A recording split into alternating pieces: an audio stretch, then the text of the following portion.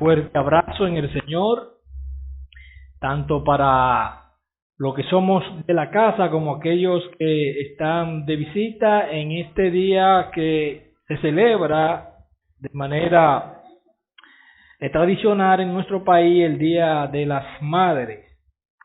Así que una vez más, felicidades para todas las madres que se encuentran aquí entre nosotros. El Señor sea derramando una bendición especial sobre cada una de ustedes.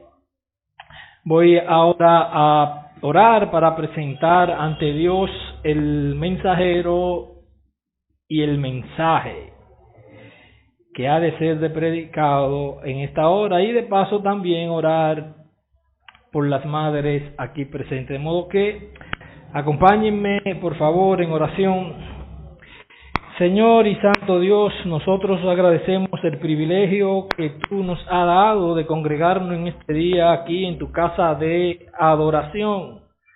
Gracias, oh Señor, porque de manera colectiva nosotros podemos rendirte culto, alabanza a ti, oh Dios. Mira que ahora tú has de ser adorado por medio de la exposición, de la predicación de tu mensaje. Por lo que es necesario, bendito Señor, que tú purifiques los labios de tu mensajero, Señor, y que ninguna palabra corrompida salga de sus labios, sino palabra que se desprende de la Sagrada Escritura, para edificación y santificación de tu iglesia, y podamos así, oh Dios, darte gloria y honra, Señor, a ti. Ayúdame, Señor, pues te necesito. Trata conmigo, Señor, y purifica mis labios. Aprovecho también para orar, Señor, por las madres y agradecerte por ellas, Señor, pues ellas crían y han criado en la disciplina y en el temor del Señor. Y nosotros queremos agradecer, Señor, por ellas y pedirte que las ayudes a mejorar cada día más con una vida de más crecimiento y más semejanza, Señor, a ti. Ten piedad de ella, Señor, derrama de tu bendición. Mira a aquellos hermanos también que se encuentran en situaciones de adversidad, de turbulencia. Infunde ánimo, trae consuelo, Señor, que su fe no mengue, y sé tú, Señor, fortaleciéndole en medio de las aflicciones. Recuérdale, Señor, Romanos 8:28, donde tú dices allí que todas las cosas cooperan a bien para los que te aman. Y que aunque en un momento determinado quizás no entendamos,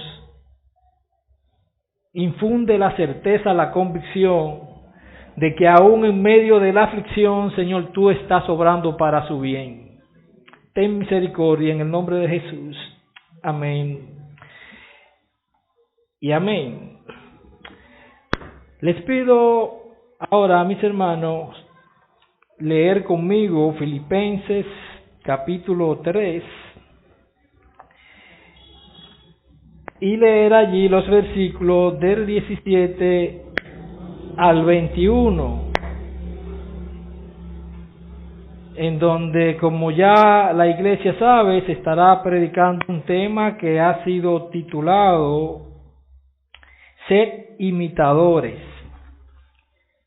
Sed imitadores es el tema que vamos a estar desarrollando con el favor de Dios en este día. Dice la palabra de Dios en Filipenses capítulo 3, verso 17 al 21, de la siguiente manera: hermanos, sed imitadores de mí y mirad a los que así se conducen según el ejemplo que tenéis en nosotros.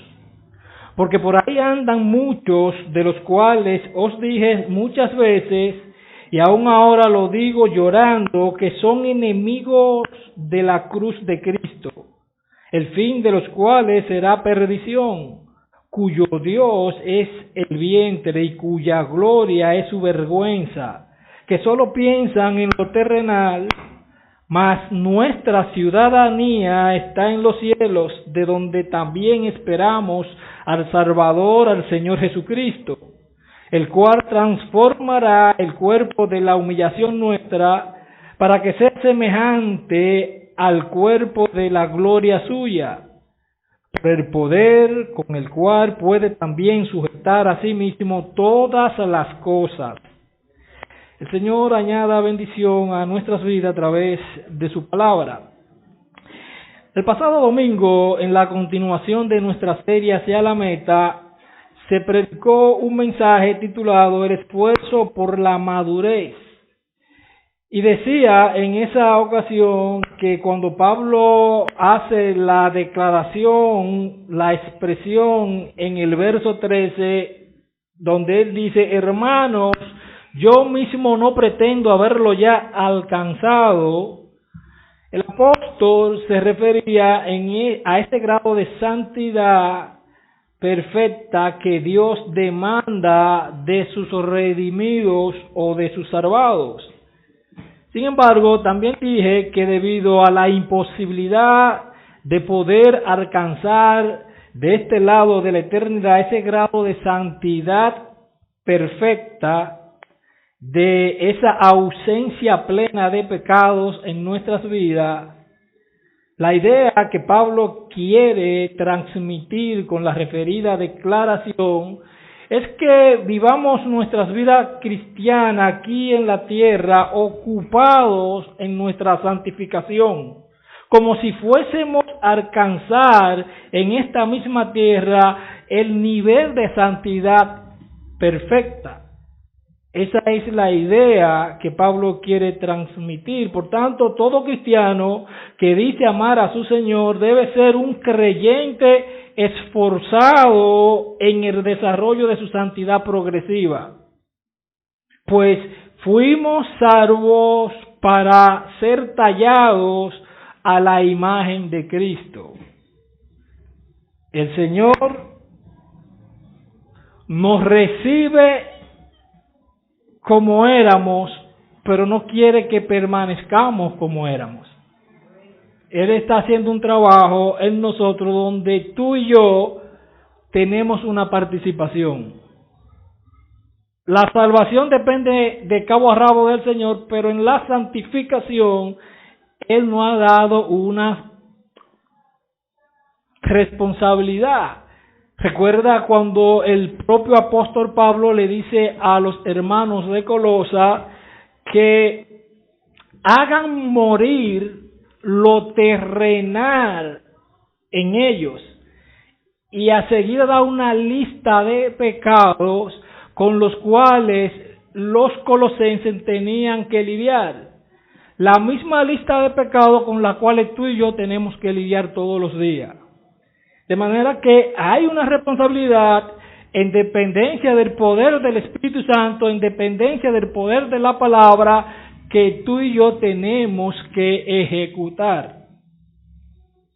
En tal sentido, como todavía en nosotros los creyentes mora ese hombre o esa mujer de pecado, conjuntamente con nuestra nueva naturaleza que adquirimos en nuestra salvación de pura gracia en Cristo, pues entonces tú y yo somos influenciables o para bien o para mal. En este contexto es de gran bendición que las iglesias locales puedan tener hombres y mujeres que sean maduros en el Señor y que en las manos de nuestro buen Dios sean instrumentos espirituales que modelen con sus ejemplos vidas cristianas, santas, vidas cristianas que sean imitables y que honren al Señor. Por tanto, lo primero que yo quisiera ver con ustedes en este mensaje es un mandato a imitar.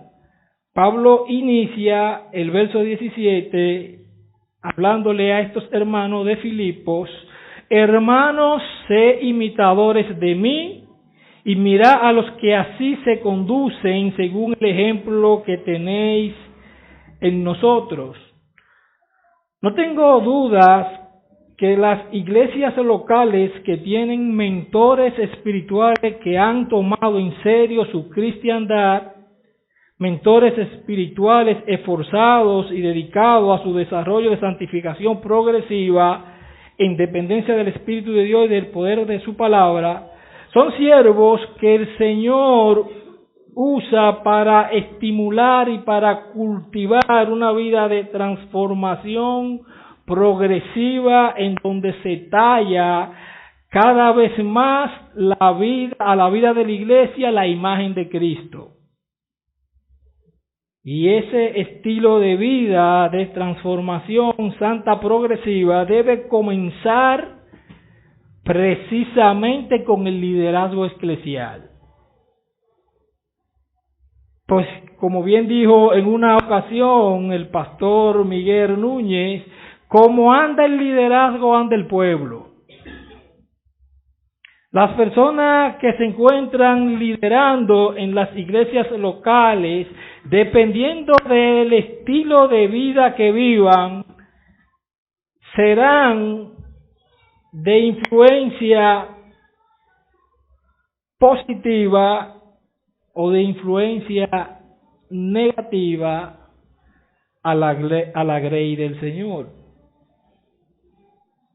Pablo, el apóstol de los gentiles, el siervo de Dios Altísimo, hace un llamado a estos hermanos a imitar su ejemplo.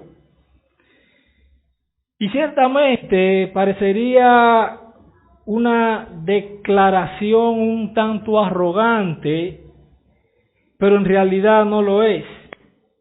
Pues Pablo pudiera seguir de manera individual, esforzándose y creciendo en santidad para agradar más y más a su Señor. Él pudiera olvidarse de la iglesia y agradar a su Señor en su proceso de santidad. Sin embargo, eso no es lo que él hace. A Pablo le importa la iglesia del Señor. Pablo amaba las ovejas que el Señor había puesto en sus manos, y para su cuidado espiritual Pablo se involucraba y modelaba una vida de carácter cristiano. Como él aventajaba a muchos en el grado de conocimiento y de crecimiento a la imagen de Cristo, la cual él perseguía, él quería que estos amados hermanos también crecieran junto con él en esa vida de santificación progresiva. Pablo era amante de la iglesia, pero más aún yo quiero traerte a colación un pasaje para que veamos ese corazón amoroso, pastoral de Pablo. En Romanos capítulo 9, versículo 1 al 3, Pablo dice allí por inspiración divina: verdad digo en Cristo, no miento, y mi conciencia me da testimonio en el Espíritu Santo que tengo gran tristeza y continuo dolor en mi corazón, porque deseara yo mismo ser anatema, separado de Cristo, por amor a mis hermanos, los que son mis parientes según la carne. Él se está refiriendo al pueblo de Israel, sus parientes según la carne, quienes en su gran mayoría rechazaron al Mesías y de hecho lo crucificaron. Pablo, demostrando el amor para con lo de su nación, sentía gran tristeza, gran dolor por el estado de condenación en que se encontraba la gran mayoría de sus compueblanos. Y lo que él quiere transmitir en estos versos de Romanos 9, 1 al 3 que acabamos de leer, es que si Dios le diera a escoger entre él ser condenado eternamente y para siempre en el infierno, para que sus compueblanos sean salvos, él elegiría ser condenado. Porque deseara yo mismo ser anatema, ser maldito, separado de Cristo, por amor a mis hermanos, lo que son mis parientes según la carne.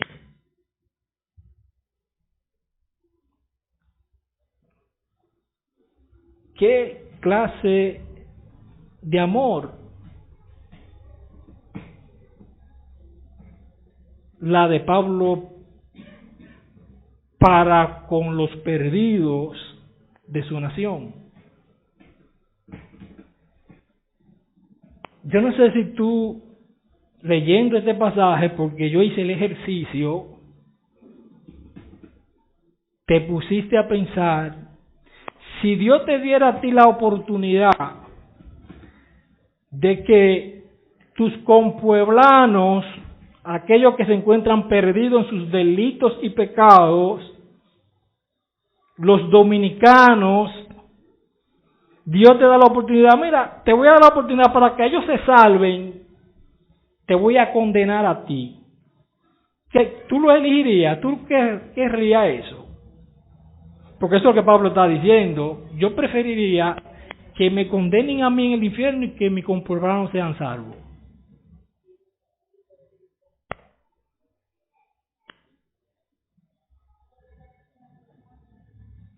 Déjame darte otro ejemplo de la manera de pensar y proceder de Pablo en su carrera por crecer cada vez más a la imagen de Cristo. En el capítulo 12 de Segunda a Corintios, el apóstol Pablo narra allí aquella revelación en donde él fue arrebatado y conducido al tercer cielo, donde oyó palabras inefables que no le es dada a hombre expresar. De hecho, ningún otro apóstol tuvo tal revelación. Y más aún, los apóstoles o los demás apóstoles fueron primero que él llamado a conversión y al ministerio apostoral. Y es Pablo el que es en una visión arrebatado y llevado al tercer cielo, siendo él el último de los apóstoles.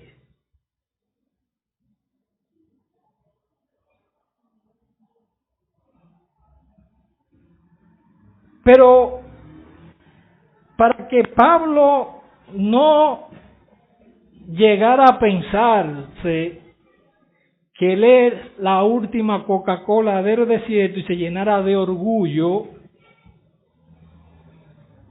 el Señor lidió con él. Mira lo que dice 2 Corintios 12, versículos 7 y 9. Y para que la grandeza de las revelaciones no me exaltase desmedidamente, me fue dado un aguijón en mi carne, un mensajero de Satanás que me abofeté, para que no me enaltezca sobremanera, respecto a lo cual 3 veces he rogado al Señor que lo quite de mí. Y me ha dicho, bástate mi gracia, porque mi poder se perfecciona en la debilidad. Por tanto, de buena gana me gloriaré más bien en mis debilidades, para que repose sobre mí el poder de Cristo. Algunos piensan que el aguijón era una enfermedad física que tenía el apóstol. Otros que era la frecuente oposición del diablo que se levantaba para obstaculizar su ministerio. En fin, sea lo que sea, el punto aquí es que Pablo es un ejemplo para enseñarle a otro y ayudar a otro a cómo dejarse guiar o no dejarse conducir por el orgullo, mostrando cómo el Señor trató con él de pura gracia. El Señor revela su gracia. Si tú fuiste conducido al tercer cielo, fue por gracia. Si tú eres apóstol, es por gracia. Si tú estás en los caminos míos, es por gracia. Ten cuidado con el orgullo. Las revelaciones que Pablo había recibido, el éxito ministerial que él tenía, la madurez espiritual que había logrado, aún esforzándose, era por gracia. En la vida cristiana no debe haber espacio para el pecado de orgullo, porque todo es por gracia.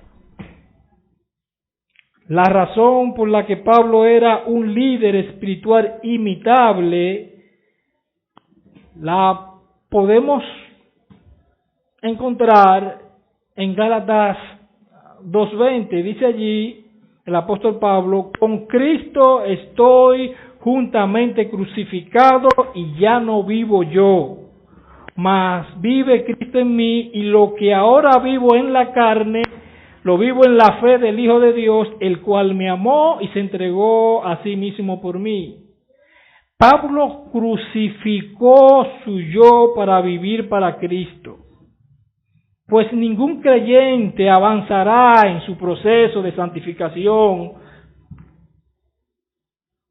si él no mata su yo, si no crucifica su yo. Pablo lo hizo y por eso pudo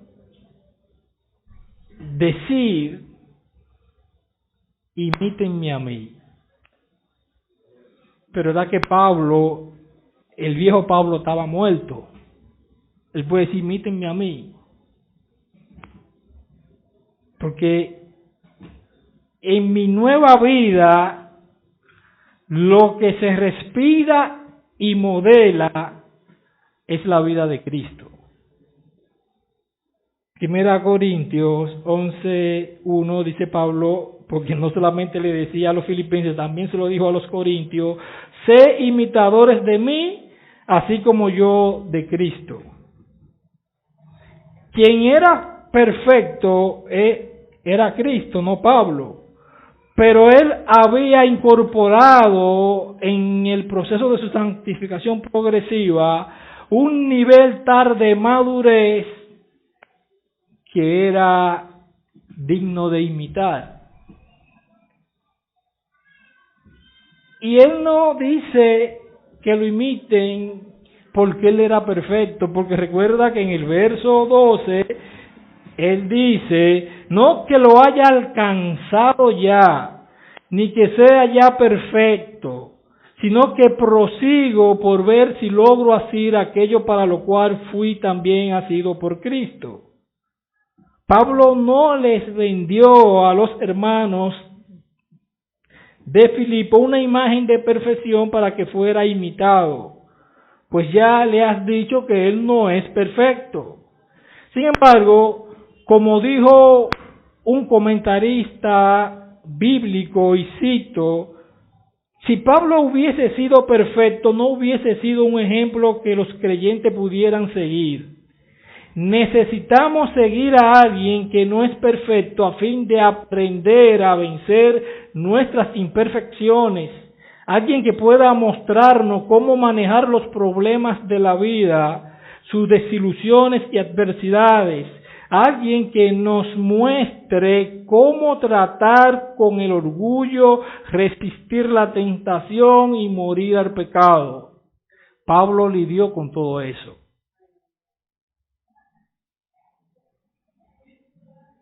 Pero Pablo no es el único que es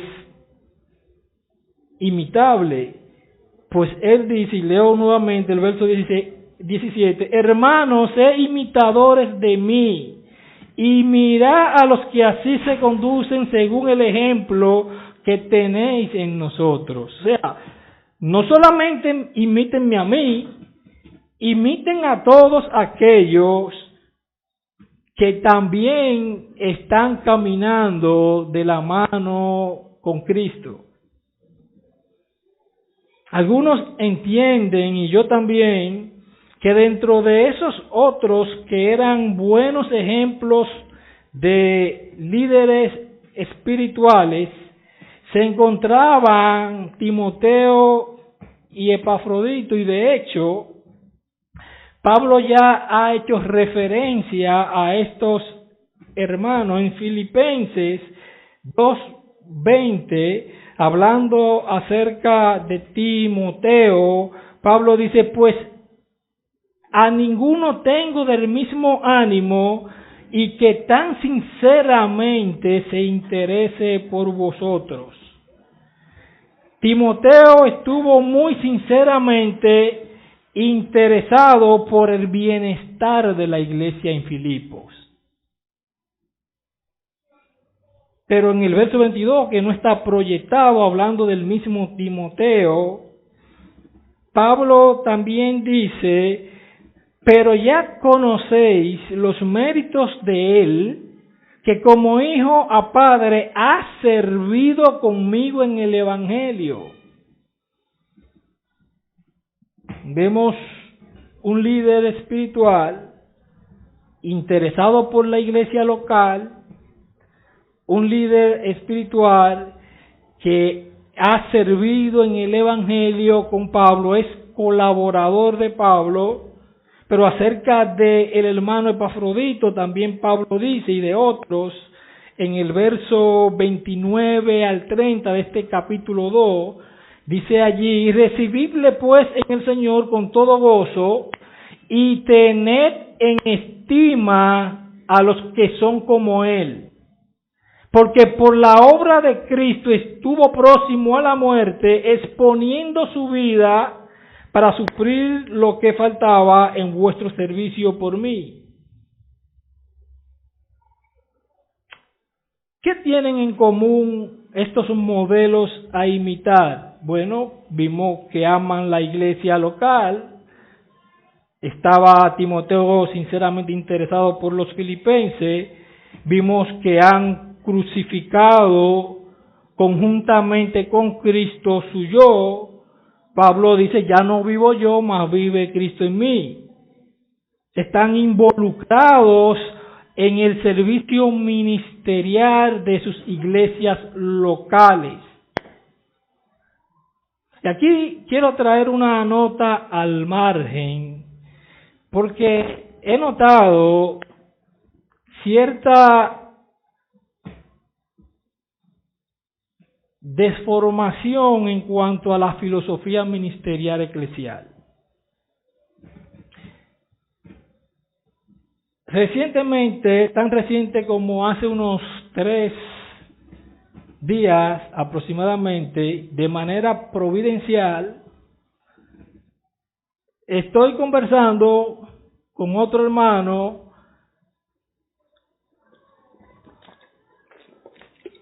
con unos amados hermanos que están empeñándose en levantar un ministerio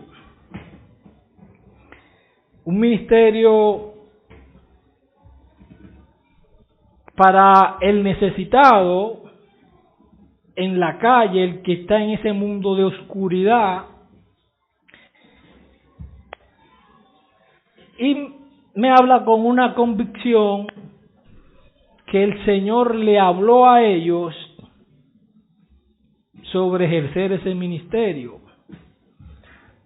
Como yo solamente estoy escuchando de ayuda social, me causa ruido y digo, pero ¿cuál es el propósito de tus ayudas sociales para con esos necesitados? Porque si solamente es eso, hay que enfocarte.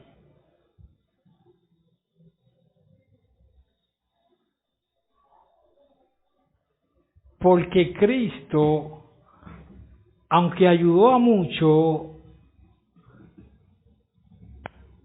con cosas o ayudas sociales, su propósito fue predicar el Evangelio. A eso fue que Él vino. Cuando tú analizas el ministerio de Cristo, Él alimentó a muchos, Él sanó a muchos. Sin embargo, tú recordarás en una ocasión, porque todos están detrás de los panes y los peces. Pedro va, cuando el Señor está intimando con Dios Padre, Señor, todos te buscan. Esa multitud detrás de los panes y los peces. ¿Tú recuerdas la respuesta del Señor? Pasemos al otro lado porque a predicar el Evangelio yo he venido.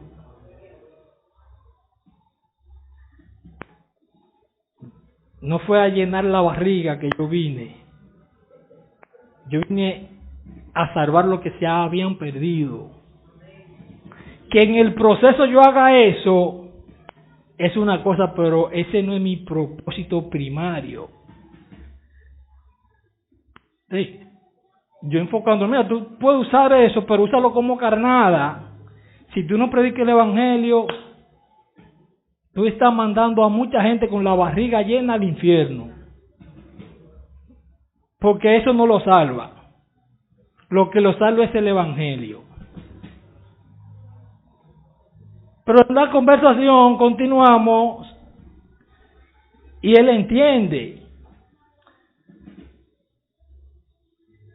Y yo le digo, ¿qué tú vas a hacer? Suponte que tú empiezas a predicar el Evangelio, que estás ayudando de manera social, pero está predicando el Evangelio, y esa gente se piensan a convertir. ¿Quién la va a pastorear? Bueno, la llevo a una iglesia.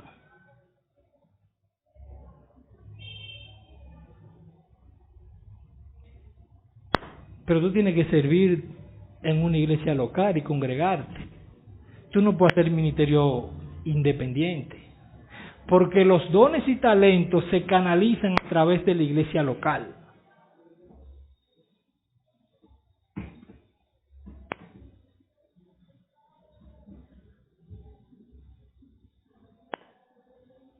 Y ahí me está llamando para otra cita. Pero la realidad es que se tiende a confundir y a menospreciar la iglesia local. Y en el diseño de Dios no hay llaneros solitarios. Es a través de la iglesia local que el Señor distribuye sus dones y talentos para la edificación de ¿qué? De la iglesia.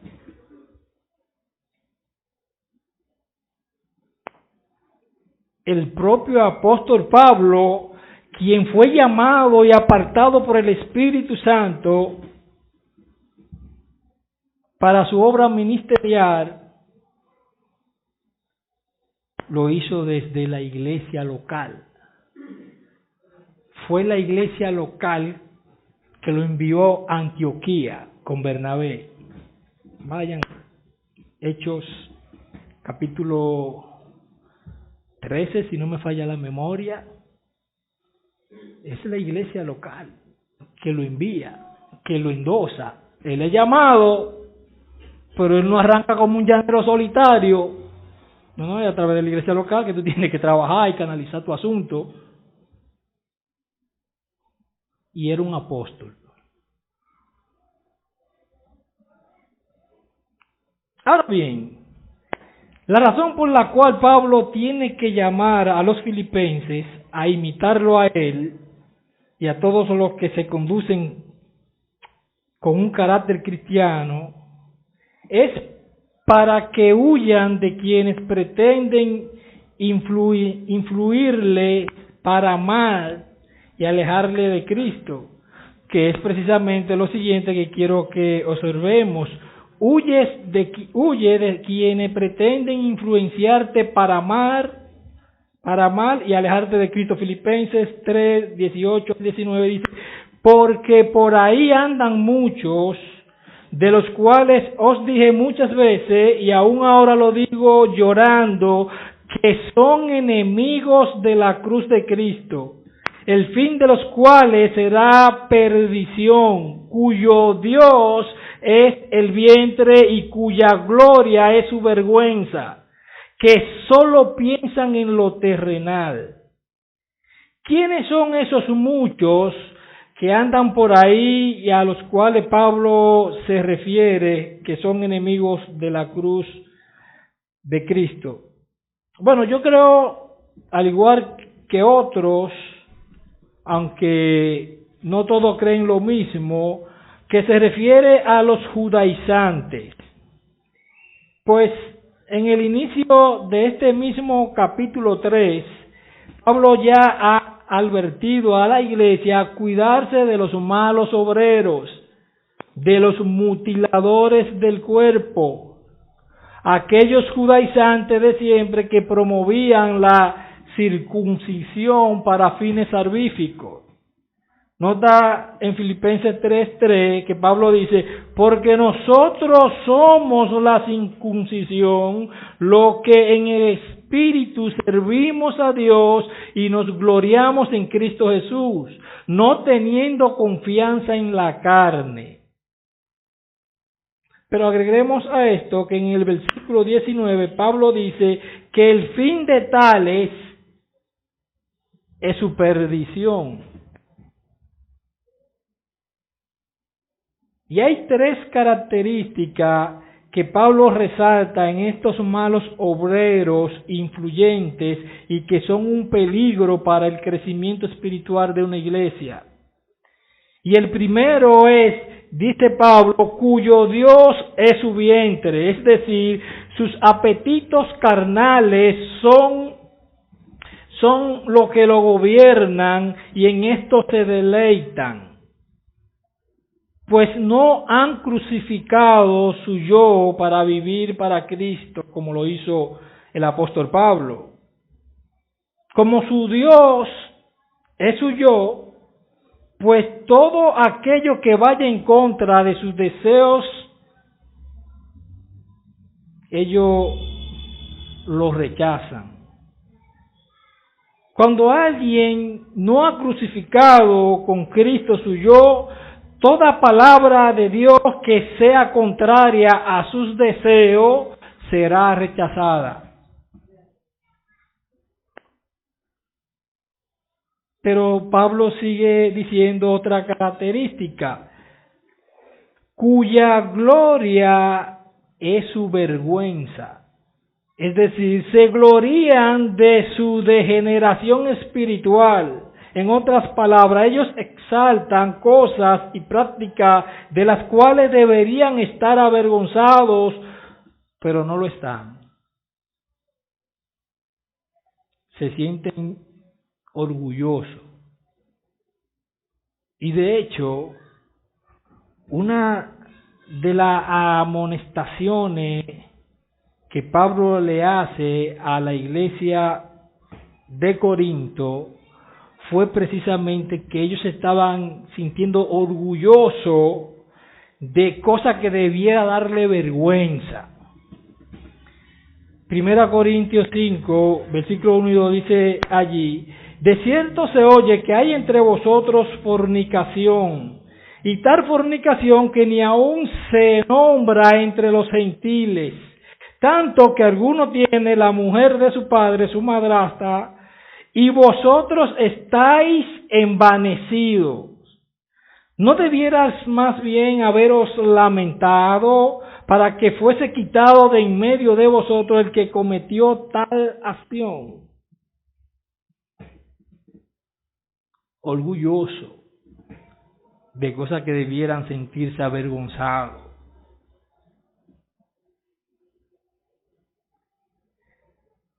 Es como la famosa celebración del Día del Orgullo Gay, que posiblemente no, si esto lo suben, posiblemente nos censuren, porque no se puede hablar en contra de eso. Es un orgullo cuando debiera ser una vergüenza.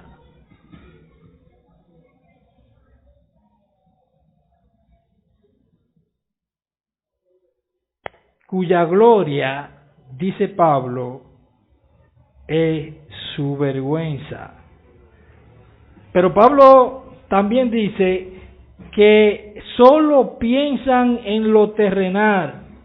En sus mentes solo hay espacio para la vida terrenal, para el aquí y el ahora. La mente juega un papel vital en la vida de un cristiano. Pues como éste piense, vivirá y actuará. Si solo piensa en lo terrenal, bueno, él va a vivir de manera terrenal. Pues allí no hay cabida para lo celestial. Y tal como alguien dijo de manera muy sabia, la mente apartada de Dios es la fuerza más potente para el desastre espiritual. Qué tremenda verdad. La mente apartada de Dios es la fuerza más potente para el desastre espiritual. Donde quiera que tú veas desastre espiritual, es porque allí no está Dios.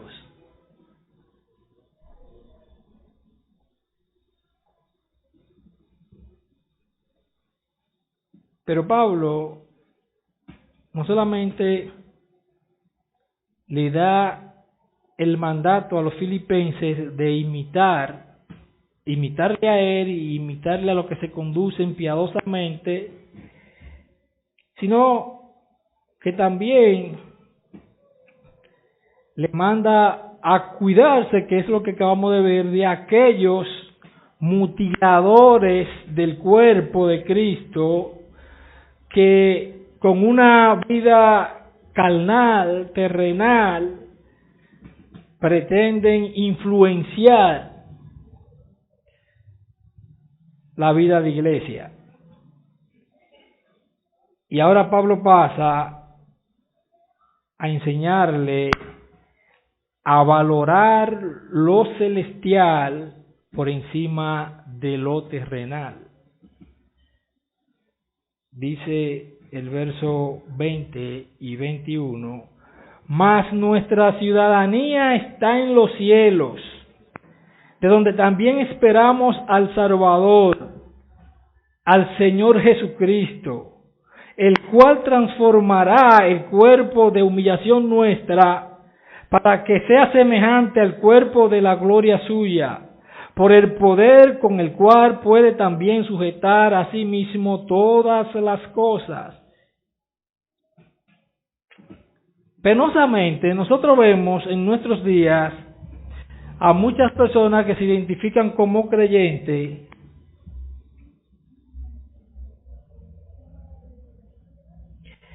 pero que solamente valoran su vida terrenal.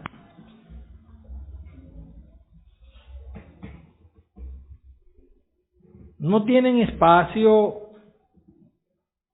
para lo celestial, como si la ciudadanía terrenal fuese más importante que lo celestial.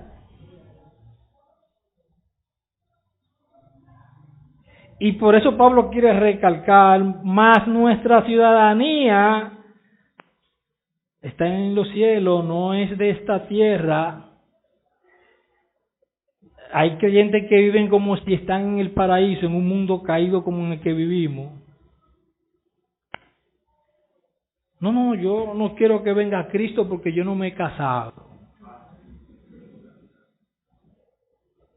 No, que Cristo no venga hasta que yo no logre mis proyectos. Yo tengo planes.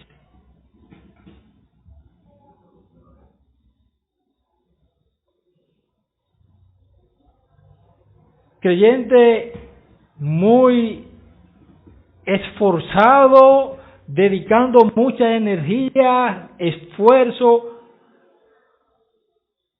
a cosas terrenales, que no necesariamente sean buenas, pero ocupan el primer lugar en sus vidas.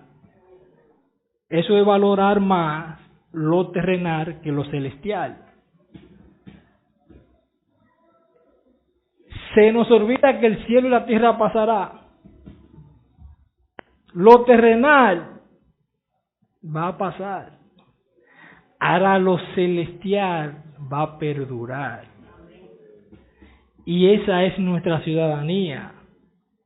La celestial, de donde nosotros también esperamos con ansia, yo no sé tú, pero yo lo espero con ansia, a nuestro Salvador y Señor Jesucristo, el cual transformará el cuerpo de humillación nuestra para que sea semejante al cuerpo de la gloria suya. Ese cuerpo que muchas veces nosotros cuidamos tanto y que no es tan malo cuidarlo porque es templo del Espíritu Santo, pero que a veces lo cuidamos de una manera desmedida. Ese cuerpo, cuando muere, entra en un estado de decomposición, de podredumbre.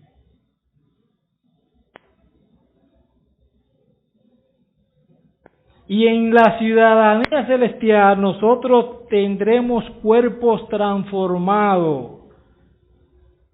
No más muerte, no más dolor, eternamente en la presencia de Cristo, siendo semejante a Él.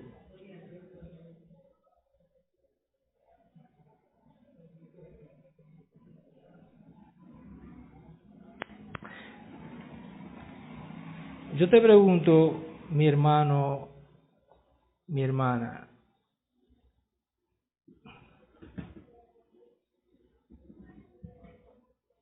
¿quiénes son tus mentores? Tus mentores espirituales.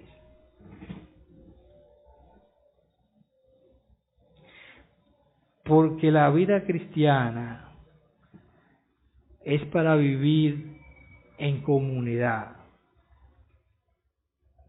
Y Dios ha dado a su iglesia líderes no perfectos, pero sí imitables, que te ayudan a crecer en un carácter cristiano. ¿Quiénes son tus líderes espirituales? ¿A quién tú rinde cuenta de tu vida espiritual?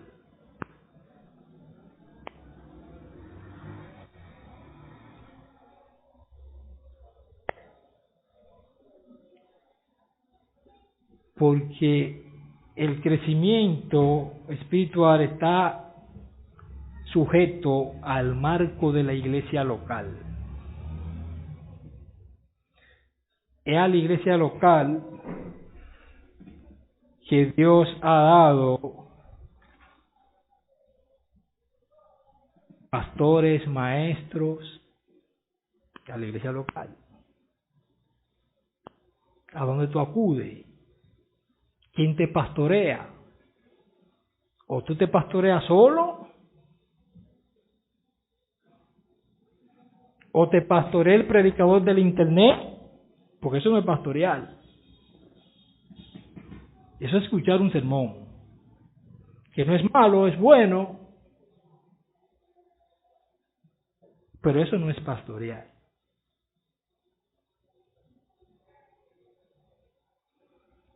Mira lo que dice Hebreos 13, verso 7. Acordaos de vuestros pastores que os hablaron la palabra de Dios. Considerad cuál haya sido el resultado de su conducta e imitad su fe.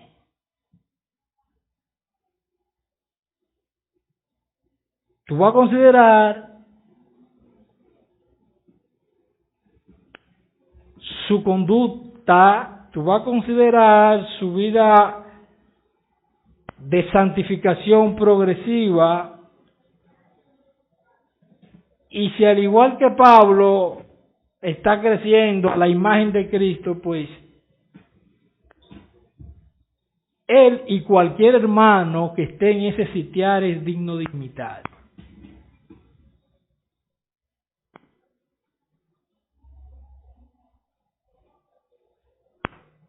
Somos un cuerpo en Cristo donde nos ayudamos unos a otros, pero es en el marco de la iglesia local. Que el Señor nos ayude a tener el discernimiento suficiente y la entereza de ocuparnos en nuestra santificación progresiva, pero eso no va a ocurrir si tú valoras lo terrenal por encima de lo celestial. Tiene que valorar y ansiar lo celestial. Vamos a orar. Señor y buen Dios, gracias una vez más por tu palabra. Gracias, oh Señor, porque en ella ciertamente nosotros somos edificados para gloria y honra de tu nombre, Señor. Ayúdanos en este proceso en el que nos encontramos de santificación progresiva a no menguar, a tener nuestros ojos puestos en Cristo, en el autor y consumador de la fe, y a mirar también aquellos ejemplos, instrumentos en tus manos que tú usas también para edificar tu iglesia, Señor. Ayúdanos, oh Dios, a no menospreciar lo celestial, nuestra ciudadanía celestial, poniendo por encima lo terrenal, que va a pasar cuando tú vengas por tu iglesia, y yo te digo, ven pronto por tu iglesia. Cristo Jesús. Amén.